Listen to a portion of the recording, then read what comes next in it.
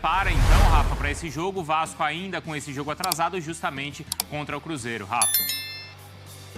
É isso, Bruno. Bom dia para você, para a Mari, para o Marra, para o Fã de Esporte conectado com a gente aqui no Sport Center. O Vasco cumprindo o seu jogo que deve dentro do Campeonato Brasileiro contra o Cruzeiro, como destacou a Duda, na próxima quarta em BH. E a única ausência do técnico Ramon Dias é o lateral direito Paulo Henrique, que cumpre suspensão pelo terceiro cartão amarelo. Há uma dúvida em quem vai ser o seu substituto, né? Pumita Rodrigues e Gabriel Dias disputam a posição. A boa notícia, Marlon Gomes está de volta à disposição, deve ficar no banco de reservas, mas é mais uma opção para ser utilizado pelo treinador no transcurso da partida. Segundo os matemáticos, o Vasco tem 86% de possibilidades de se manter na primeira divisão para a próxima temporada. Consequentemente, são apenas 14% de risco de queda para a Série B.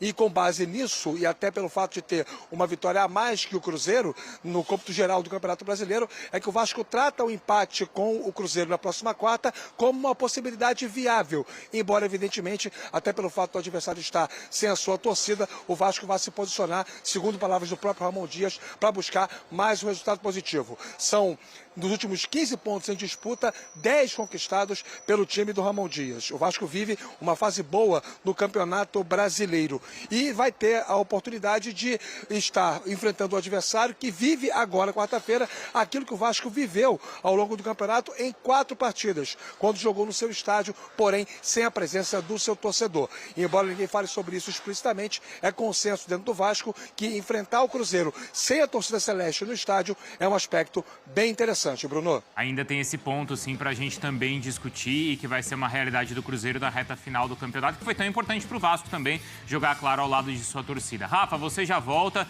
também com informações da seleção brasileira, tá? Agora já vou chamar a Lilina, você vai falar bastante desse confronto, então, contra o Vasco, essa luta contra o rebaixamento e a vitória, claro, não é, Rafa, do Cruzeiro, pressiona ainda mais o Vasco também para essa decisão que acontece nessa semana.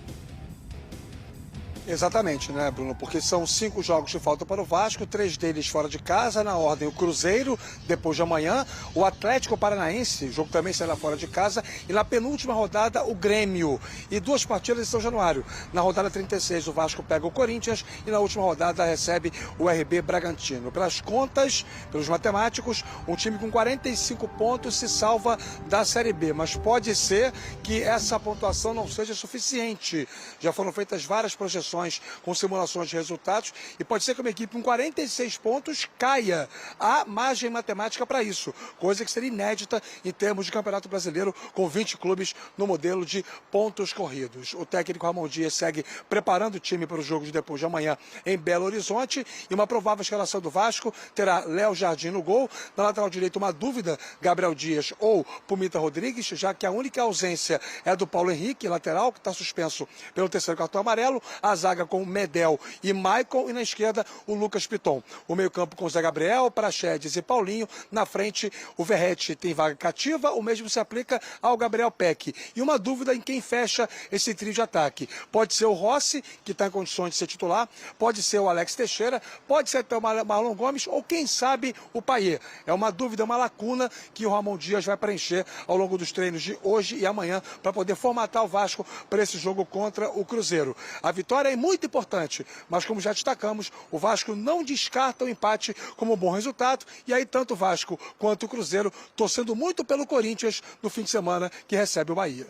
É porque essa é mais ou menos a conta que a gente está vendo agora aqui, Rafa, porque a gente tem um percentual de chances de rebaixamento e quem fez essa conta foi a Opta, tá? Que é também um importante site que faz de base de dados de diversos campeonatos. Então a gente está vendo que, olha, a conta que o Rafa estava fazendo é essa, né? Se Vasco e Cruzeiro empatarem, eles podem complicar ainda mais o Bahia, né? Que já aparece ali com 57% de chances de queda.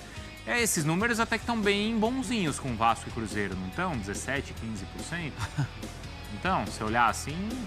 se você olhar... Se o Cruzeiro pega o outro, né, Bruno? Aí já piora para a situação. Aí na próxima rodada vai mudar, né? Sim. E claro que, por exemplo, os números... Tá muito bonzinho com Fortaleza. Então... Tá frio com Fortaleza. Porque tá só calculando exatamente números. A diferença é muito pequena. E o pior por Fortaleza é... Quem ele pega. O time é um time que já se conhece há muito tempo, um time que talvez tenha atingido o pico E agora está meio sem força para... É uma coisa meio abstrata, porque se você até olhar no jogo, o Fortaleza criou situações para vencer o jogo. Só que criou o suficiente? Não, tanto que perdeu. E agora vem um acúmulo de resultados negativos. Então, isso, num futebol bastante emocional, pesa. Poxa, o que está acontecendo? A gente parou de ganhar, a gente não vence mais. O que está rolando? A gente não vai voltar a vencer? Isso vai gerando insegurança. E a diferença hoje, por exemplo, do Cruzeiro para o Fortaleza, é de 3 pontos. Isso. O Fortaleza tem 43 pontos. Né? E você tocou no ponto que é o fundamental e que pega todos os números e rasga, que é o emocional. Sim. Porque esses números, que a gente, claro, respeita, eles avaliam o que os times fizeram até aqui, né? Independentemente de quem for fazer o cálculo, normalmente é isso, né? Ele pega o que os times fizeram até aqui, contra quem eles vão jogar e ali o algoritmo ou quem fizer a conta como faz... ele vai bem em casa, como ele vai fora. O que ele não avalia, por exemplo, como é que está a cabeça do time que perdeu uma decisão da Copa Sul-Americana. E depois? O número não avalia que, por exemplo, o Cruzeiro não tem torcida em casa. Né? Então, são pontos que os números frios ali não avaliam. Por exemplo, o Fortaleza, agora que tem 43 pontos, ele vai precisar se recuperar jogando contra líder e vice-líder. São os próximos jogos do Fortaleza. Botafogo e Palmeiras. Se ele não ganha de ninguém, ele vai conseguir ganhar desses dois? Se ele não ganhar desses dois, ele vai ter que fazer 4 pontos nas 2 últimas rodadas. Aí já é desespero. Aí é desespero. E é um cenário bem diferente da temporada passada, né? Quando precisou fazer um segundo turno diferente do primeiro, Fortaleza, né? Porque ele também passou por isso, com uma expectativa muito real de rebaixamento no primeiro turno e conseguiu remar depois no segundo turno. E fica mais difícil ainda quando você não encontra tantos elementos palpáveis ali de mudanças, por exemplo. Queda de rendimento defensivo, ou um goleiro que está falhando, ou atacante que está perdendo muito gol. O do Fortaleza, ele é muito mais mental, ele é muito mais emocional. E aí que a mobilização ela tem que ser tirada da força do treinador, do diálogo, da psicóloga do clube, enfim, de você revisitar vários momentos em que o coletivo deu resultado, porque a técnica, ela está ali ainda, né? Ela está acontecendo, então é muito mais difícil você encontrar respostas para o que o campo não te mostra. Ô, Duda, a vitória do Cruzeiro, ela foi suficiente para justamente esse aspecto de confiança que a Mari destacava fosse resgatado aí, com a mudança de técnico e com a vitória? São 2 pontos que passam essa confiança para o cruzeirense ou ainda é pouco? Ainda é pouco, Bruno. Passo a passo, né? Na verdade, o Cruzeiro tem tratado esse aspecto mental com muita cautela. E o Autuori trabalhou muito isso nos 4 dias em Itu, justamente o mental do time, a confiança do time. Isso melhorou no jogo contra o Fortaleza, isso foi efetivo, foi eficaz, conseguiu a vitória, mas ainda é pouco, justamente porque sabe que contra o Vasco tudo pode acontecer, do mesmo jeito que pode vir uma vitória, pode vir uma derrota que desconstrói tudo que estava sendo construído nos últimos dias, né? Então, passo a passo, ainda é pouco, até mesmo para a torcida, não tem essa estamos salvos por conta de uma vitória contra isso. Mas deu para entender, né? Acelerou o áudio. Se teve algum problema, foi na sua casa.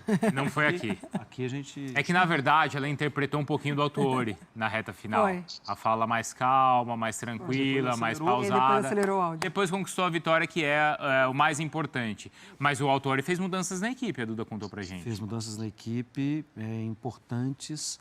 E tirar o Matheus Pereira nesse momento, o Matheus não vinha jogando bem. Para mim, assim, seria um tempo de adaptação de um jogador que foi jogador de Premier League, que deixou de ser jogador de Premier League, mas que tem muita qualidade, tem uma perninha esquerda que resolveu vários jogos em Premier League. Mas ele não estava conseguindo render e estava aparecendo. A consideração que diz a tabela, o Vasco tem uma vitória a mais que o Cruzeiro, né? Se você pensar direitinho em termos de critério de desempate, o primeiro deles é o número de vitórias. Não. E não dá tempo, não tem rodadas, não tem lasca. Não, mas eu não quero essa tortura até o final, Rafa. Vence logo, fica essa coisa de olhar. Eu não quero olhar para a segunda coluna ali, número de vitórias. Eu quero olhar 47 pontos na primeira, para eu respirar tranquilo. É isso, é isso. Eu acho que todo mundo quer isso. E pensando do ponto de vista técnico e até levando em conta o anímico também, como nós estamos debatendo aqui, né? Que o algoritmo não leva em conta a parte mental dos jogadores do Fortaleza, o emocional do time do Cruzeiro por estar jogando sem a sua torcida.